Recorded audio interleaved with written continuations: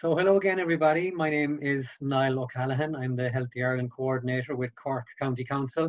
I'm the coordinator of the Teen Talk events, which unfortunately we had to cancel this year because of the current COVID-19 crisis. But fortunately, we managed to get all of our speakers online. So we're doing interviews with all of them. So we have some fantastic speakers that we're going to be interviewing over the coming week or so. We've already interviewed with Pat Tivoli, and over the next couple of days as well, we'll have Elaine Crowley, and we'll have Jerry Hussey, Graham McCormack, and Grace O'Rourke as well. But today I'm delighted to have Jennifer Barry with me, who I'll introduce in a second. But just to say a word of thanks as well to Healthy Ireland and to Pobble for funding these events.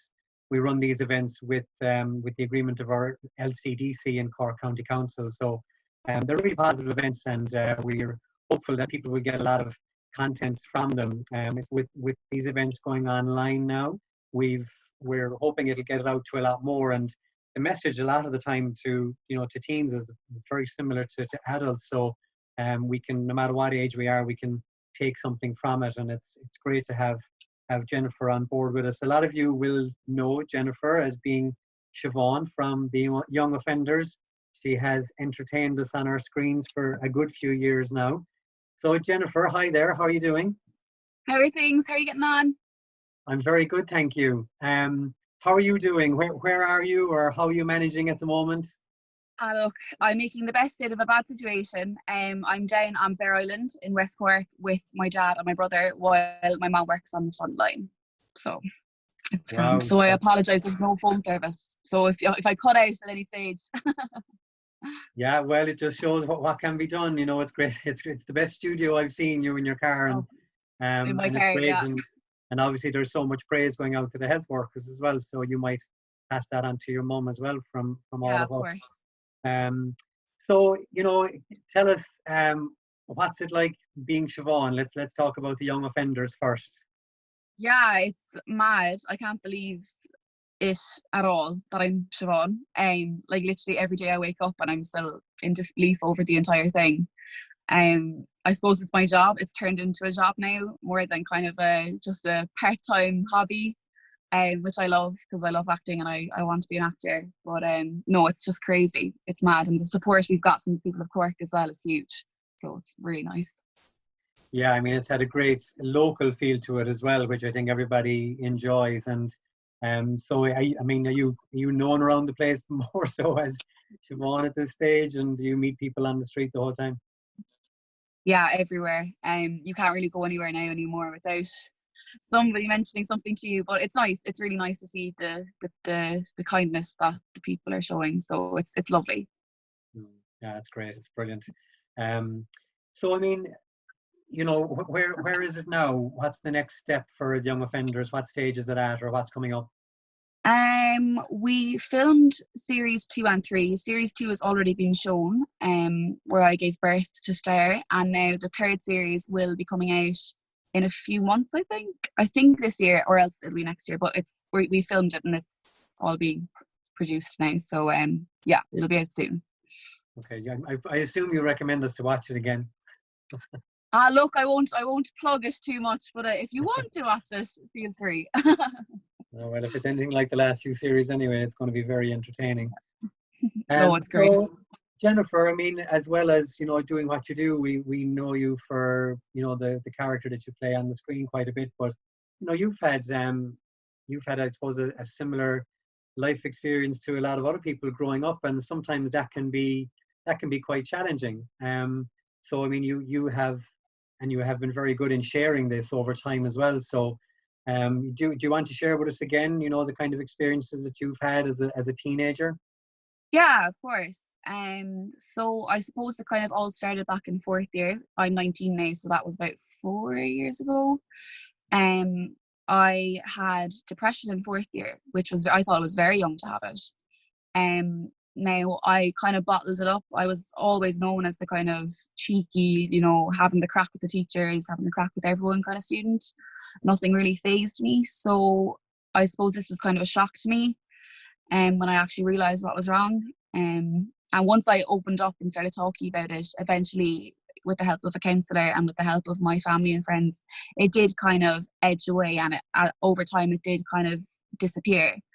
And that was great. Then that was fourth year. Then in fifth year, everything was great, everything was fine. And then in sixth year, during the leaving cert, it happened again, and this time it was much more severe, much more serious. And I didn't tell anyone at all for months. Like, I was having panic attacks. I literally didn't want to get out of bed in the morning. I wasn't eating. I lost a huge amount of weight, which wasn't a bad thing, but at the time it was during the cause was illness, so obviously it was quite serious. And I suppose eventually it got to the stage where I just I didn't really want to be where I was anymore. I didn't really want to be alive, and that's a horrible feeling. And I actually kind of realised that as well when we heard of a student up in Cork our own age that had taken his own life, and everyone in the class was saying how horrible it was and how shocking and selfish it was. And I kind of suddenly thought, well, no, this is actually a really good idea. I was like, I don't think it's bad at all.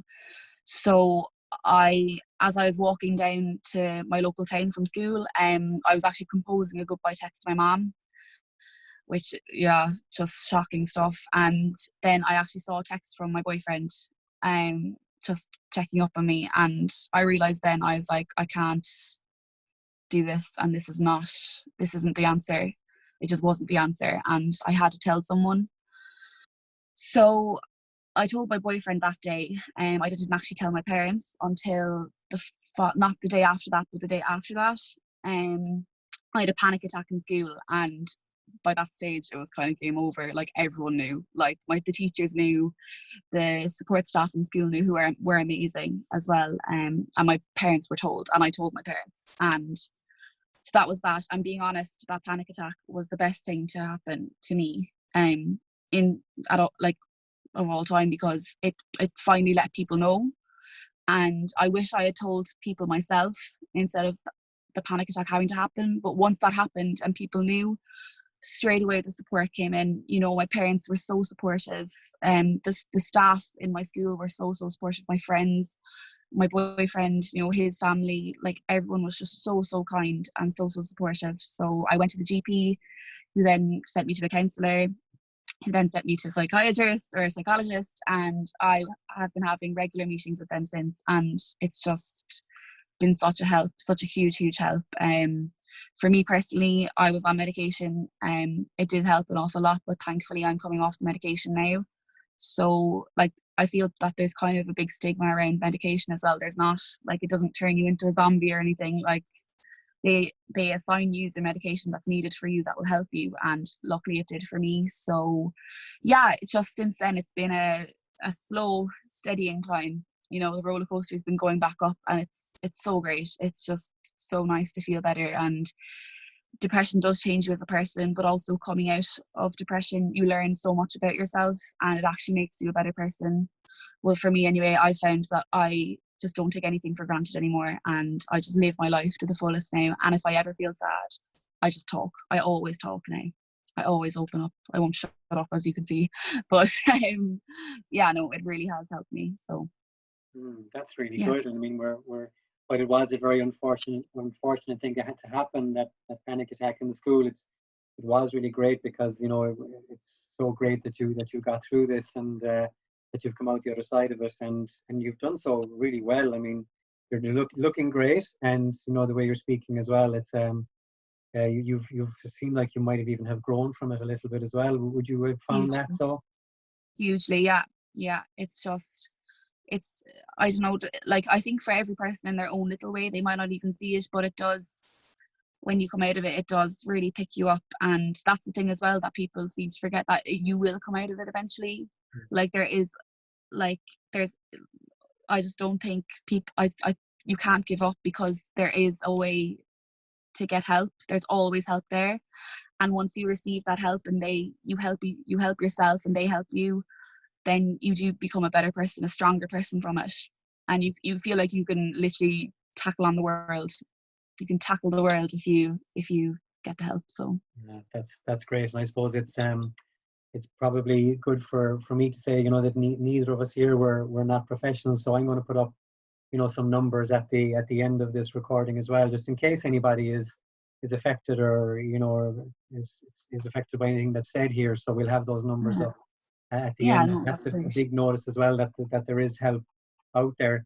Jennifer, if you were to go back to when that all kicked off for you, what advice would you give yourself at that stage? Oh, just to remind myself, just this is it's absolutely okay to feel like this as well. Like people, like I suppose when people, like especially for me, I was so bubbly and loud and chatty and funny, ha ha ha. But I felt almost ashamed to feel sad. That was the worst thing. And I suppose I would just tell myself, there's no shame. There's no shame in it. We're not all superheroes, we can't feel amazing all the time. And we don't have to act like we're feeling amazing all the time. It's totally okay to feel this way, whatever way you're feeling. It's totally okay to feel that way. And as well, just talk, just open up. I wish I'd opened up sooner. And definitely just talk. No one's going to judge you for how you feel. It's not your fault. You don't ask for this. And it's really important to talk. So I would tell myself to talk, and I tell myself that it will end, this feeling. It will end and everything will be okay, because you just have to believe that, I think. So I yeah. really think that's a really important point that you mentioned, and that's what this whole thing is about. It's about talking, and there is the saying that a problem shared is a problem halved. I mean, would you get into that a little bit more about how what it gave you to be able to talk to people, or what effect it had on you at the time?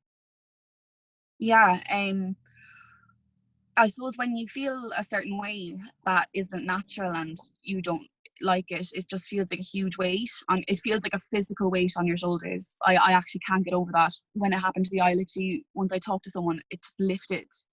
So there is definitely a feeling of a weight, a feeling of kind of just a coverage, of just horrible emotion, horrible feelings, horrible thoughts.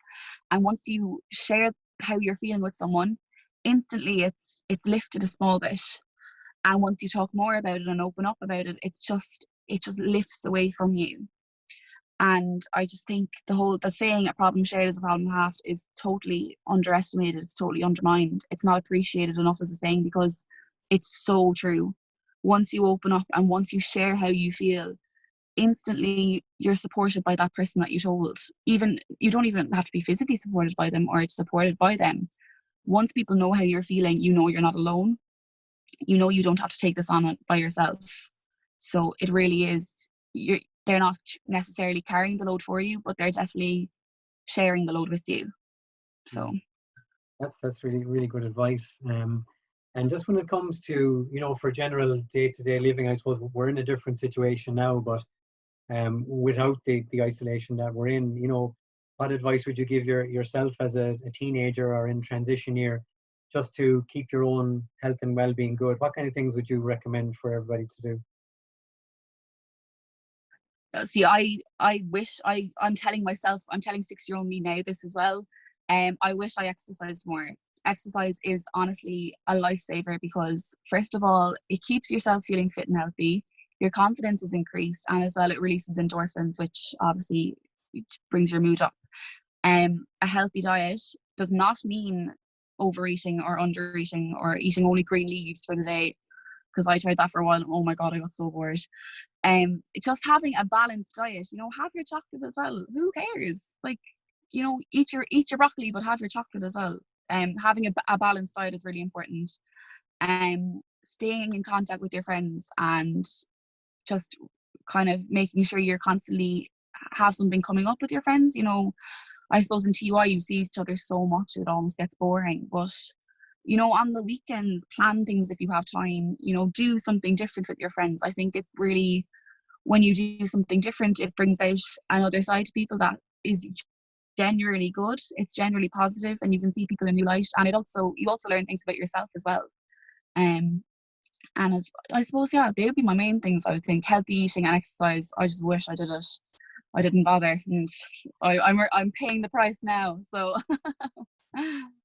Yeah, and I mean, you mentioned about keeping in contact as well with your friends and that, and it's obviously a bit more challenging now because it's all being done virtually. But given the situation we're in now with COVID-19 in place, and it's restricting people a lot, Would you have tips or advice for teenagers in particular of how they can keep themselves fit and active and mentally healthy at the moment, or what would you say to them? Yeah, of course. I suppose now it's really scary because there's this whole global health crisis going on. So that's one thing that you're going to be worrying about. And as well, when you're stuck in isolation and it's only with your family, like you're not seeing your friends, you tend to keep a lot of your thoughts to yourself. And that, you can't let that bottle up. You can't let your thoughts bottle up, because it will have an effect on you. So even talking to your family is very important. In terms of keeping up with your friends, keeping in touch with your friends, definitely check up on them every day. And not just even in a group chat. I think talking to them individually as well can really help, calling each other individually. And then as well, if you want to have group FaceTimes, there's group FaceTimes, there's group WhatsApp videos. There's House Party, which is the new app now that everyone's using, and it's great. It's a great way to have large gatherings virtually. Yeah, but mainly just don't I definitely don't think you should sit around and let your thoughts build up, especially at a time like this. You shouldn't do it anyway, but at a time like this, it can really affect your mood and can really affect your mental health. So I think it's really important to just keep talking and stay active, stay productive.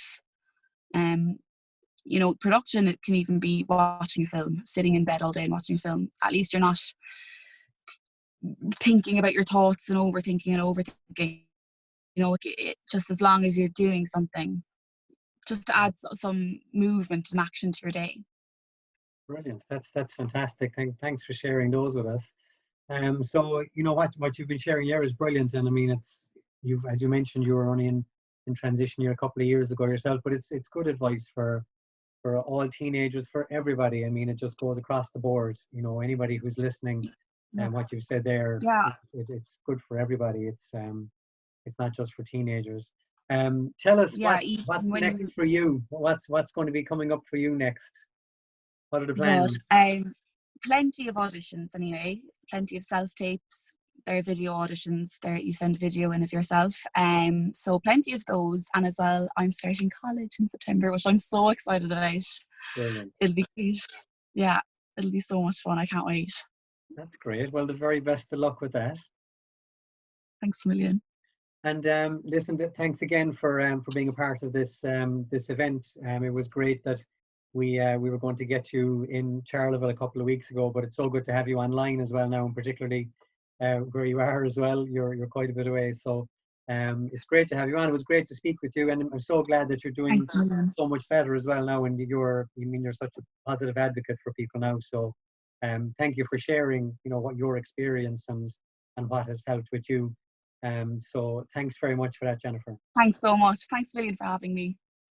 No problem at all. So what I do is I'm just going to share a screen here if I can, just with contact numbers as well. So that if anybody does need to, to share anything, these numbers are there for you to contact. So I hope everybody can see those. Jennifer, you might just confirm that you can see those okay for me? Yeah, no, I definitely can. Great, okay. So, there's lots of help and support there for people who need it. So, feel free to contact these. These are all operational right now as well. So thanks again to Jennifer, and we'll see you all for the next Teen Talk.